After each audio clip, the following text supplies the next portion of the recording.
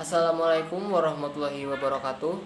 Perkenalkan, kami dari kelompok 1 yang beranggotakan saya Muhammad Rizky selaku moderator. Selanjutnya ada pemateri 1 yaitu Saudara Ruhia, dari 2 yaitu Saudara Muhammad Riza. Di sini kami akan mempresentasikan hasil diskusi kami mengenai pengantar sosiologi.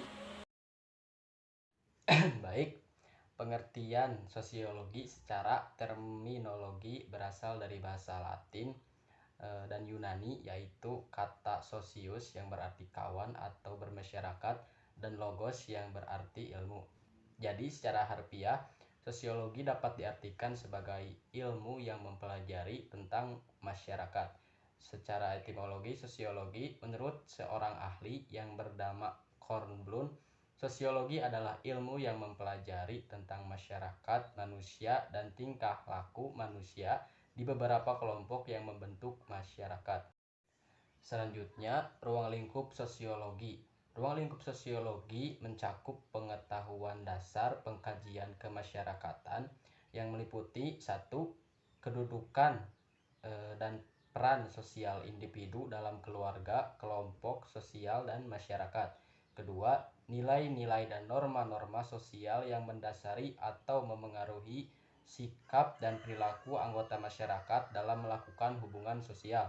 Yang ketiga, masyarakat dan kebudayaan adalah sebagai submasyarakat serta kebudayaan nasional Indonesia. Yang keempat, perubahan sosial budaya yang terus-menerus berlangsung yang disebabkan oleh faktor-faktor internal maupun eksternal. Yang kelima adalah masalah-masalah sosial budaya yang ditemui dalam kehidupan sehari-hari.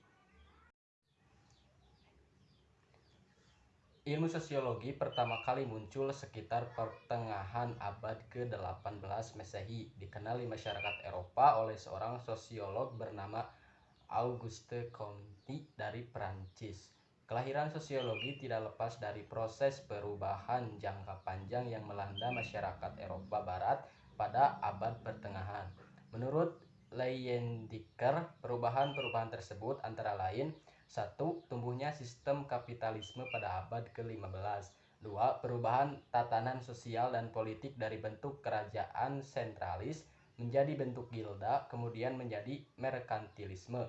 Ketiga, perubahan konsep keagamaan Kristen yang dibawa oleh Martin Luther King, seorang tokoh agama. 4. Runtuhnya kekaisaran Islam. Yang kelima, meningkatnya paham individualisme.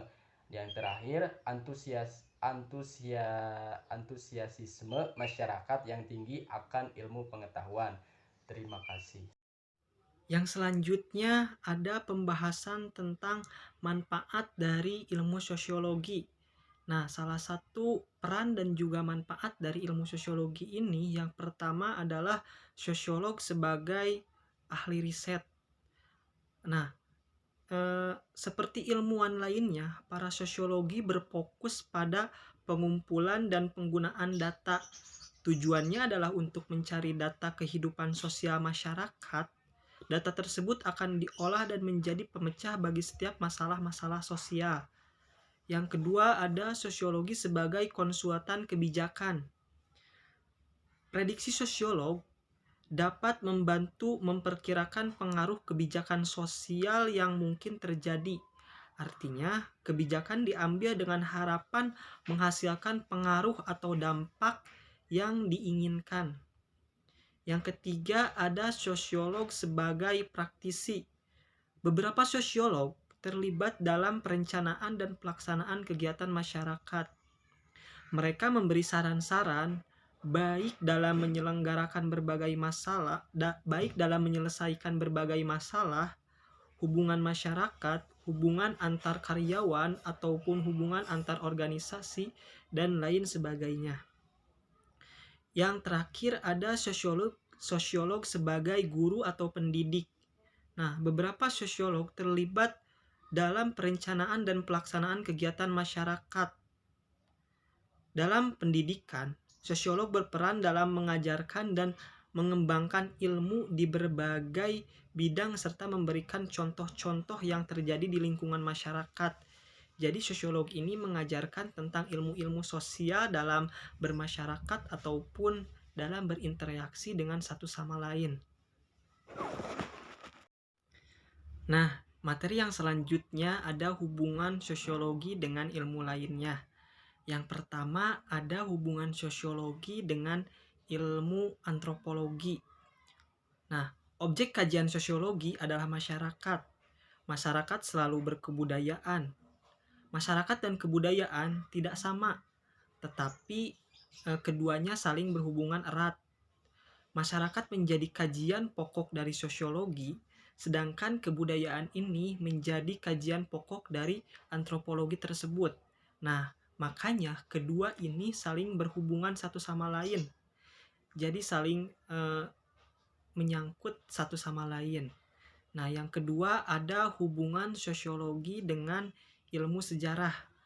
Salah satu metode yang digunakan dalam sosiologi adalah metode historis.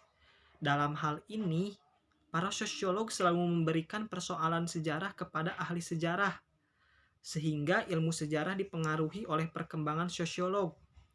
Oleh karena itu, antara sejarah dan sosiologi mempunyai pengaruh timbal balik. Nah, keduanya itu sama-sama mempelajari kejadian dan hubungan yang dialami masyarakat ataupun manusia. Yang selanjutnya ada hubungan sosiologi dengan ilmu politik. Ilmu politik ini mempelajari satu sisi kehidupan masyarakat yang menyangkut soal kekuasaan, upaya memperoleh kekuasaan, dan juga mempertahankan kekuasaan. Nah, sedangkan sosiologi ini memusatkan perhatiannya pada sisi masyarakat yang bersifat umum dan berusaha mendapat pola-pola umum darinya. Jadi keduanya juga saling berhubungan antara ilmu politik dan juga sosiologi. Dan yang terakhir ada hubungan sosiologi dengan ilmu ekonomi. Nah, ilmu ekonomi adalah ilmu yang mempelajari usaha-usaha manusia untuk memenuhi kebutuhan yang beraneka ragam. Nah, sedangkan dalam memenuhi kebutuhan itu harus adanya orang lain, karena kita tidak bisa hidup sendiri karena kita adalah makhluk sosial.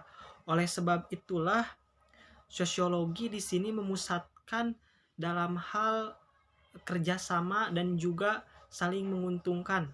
Makanya dalam ilmu ekonomi dan sosiologi ini saling berkaitan satu sama lain.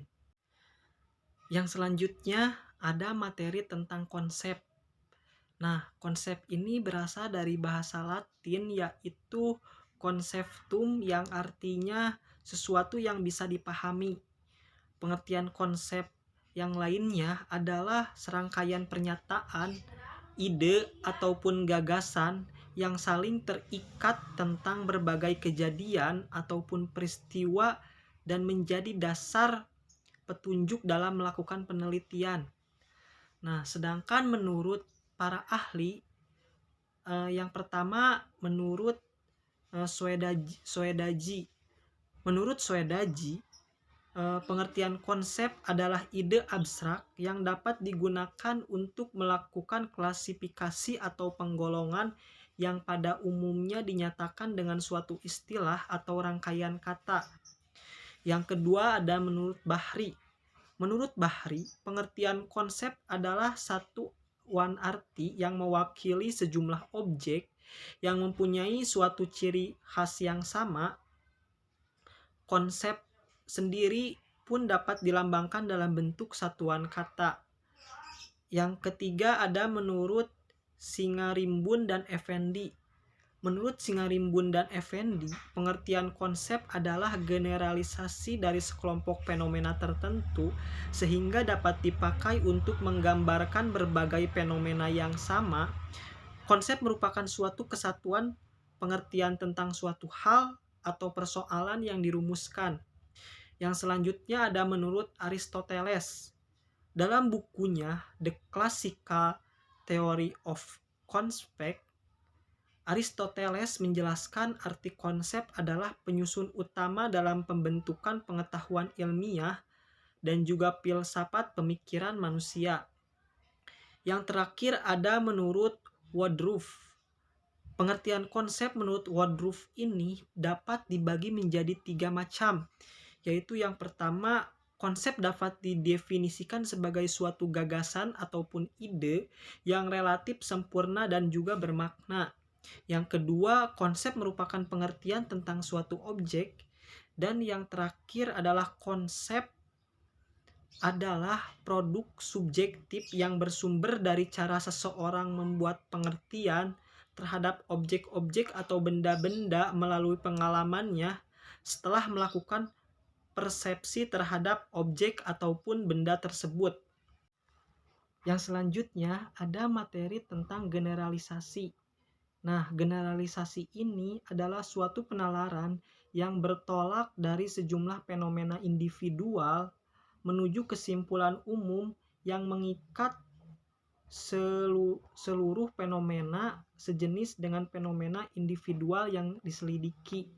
Nah, generalisasi ini terbagi menjadi 2. Yang pertama ada generalisasi sempurna. Generalisasi sempurna adalah generalisasi di mana seluruh fenomena yang menjadi dasar penyimpulannya itu diselidiki. Contohnya seperti sensus penduduk. Yang kedua ada generalisasi tidak sempurna, yaitu di mana kesimpulan diambil dari sebagian fenomena yang diselidiki diterapkan juga untuk semua fenomena yang belum diselidiki. Contohnya seperti hampir seluruh pria dewasa di Indonesia senang memakai celana pentalon. Yang selanjutnya ada materi tentang teori dasar sosiologi. Nah, teori dasar sosiologi ini terbagi menjadi 3. Yang pertama ada teori fungsionalisme struktural. Teori ini muncul dari sosok Emil Durkheim yang mengimajinasikan masyarakat sebagai suatu organisme yang tersusun dari berbagai komponen dan juga saling mempengaruhi untuk terus berfungsi satu sama lain. Nah, yang kedua ada teori konflik. Nah, teori ini yang digagas oleh Marx berasumsi pada perbedaan kepentingan antar kelas yang dapat menghasilkan relasi sosial yang bersifat konfliktual. Pendistribusian kekayaan yang tidak merata yang menciptakan jurang kesenjangan sosial, di mana semakin parah kesenjangan yang ada, maka akan semakin besar juga potensi dari konflik sosial tersebut. Nah, yang terakhir ada teori interaksionisme simbolik. Teori ini lahir dari perpaduan pemikiran antara Herbert Blumer, George Herbert, dan juga Mead dan Max Weber. Teori ini menganalisa masyarakat berdasarkan makna subjektif yang diciptakan oleh individu dalam proses interaksi sosial. Interaksionisme simbolik mengasumsikan landasan individu yang bertindak cenderung pada hal yang diyakini bukan yang secara objektif benar gitu. Sekian presentasi dari kelompok kami. Kurang lebihnya kami mohon maaf. Wassalamualaikum warahmatullahi wabarakatuh.